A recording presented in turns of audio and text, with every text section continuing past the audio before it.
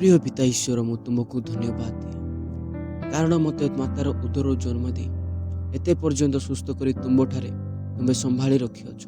ए अंतिम दिन पर्यंत यही जुगर शेष समय पर्यंत पहुंचाइछ। तुम महान नाम को धन्यवाद दिए। अनेक दुर्घटना अनेक प्रकार रोगर महामारी बंचाइछ।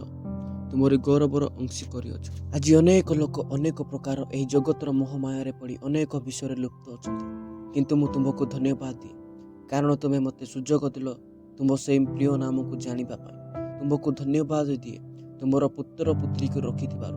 हे पिता, तुम्हें कहिथिबा वाक्य अनुसार यही जगत मध्य अनेक अद्भुत अद्भुत विषय मान वो तुम्हें कहिथिबा वाक्य अनुसार देश मध्य देश लड़ाई पाई उठिलेनी। सागर और महासागर रे अनेक प्रकार चिन्ह सब देखा। हे पिता, तुम्हें कहिथिबा विषय पूर्ण होबाकू लागिलानी। हे प्रियतम प्रभु, तुम्हें मते बल दियो, मते तुम्हें साहाय्य कर मु जेपरी भयग्रस्त न हुए।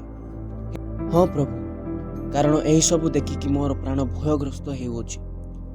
गोटे पटे मो हृदय मध्य आनंद करे कारण तुम्हें जो प्रतिज्ञा करथिल मते निजबार सेथि निमंते मो प्राण तुमठारे आनंदित अटे। तुम वाक्य माध्यम रे कहिलो जे धार्मिक से धार्मिक और जे पापी से पाप करो। पिता, तुम्हें मते साहाय्य करो कारण तुम साहाय्य बिना किछि करे पारे ना। तुम्हें मते पवित्र करो, पाप ठारू दूर करो जेपरि तुमठारे मु धार्मिक होई पारिबी।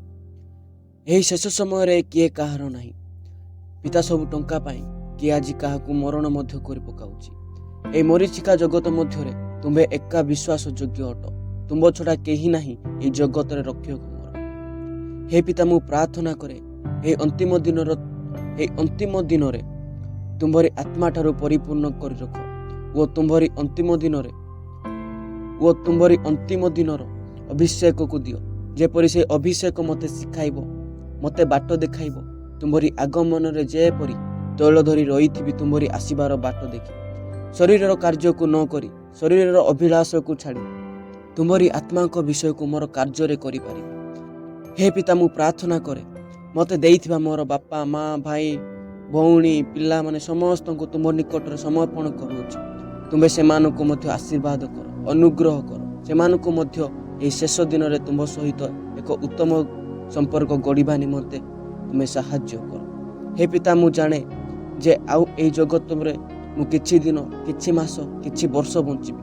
तुम्हें दया कर जते समय रहिबी तुम्हारी चरण तले रहिबी, तुम्हारी राज्य निमंते प्रस्तुत होई पारिबी।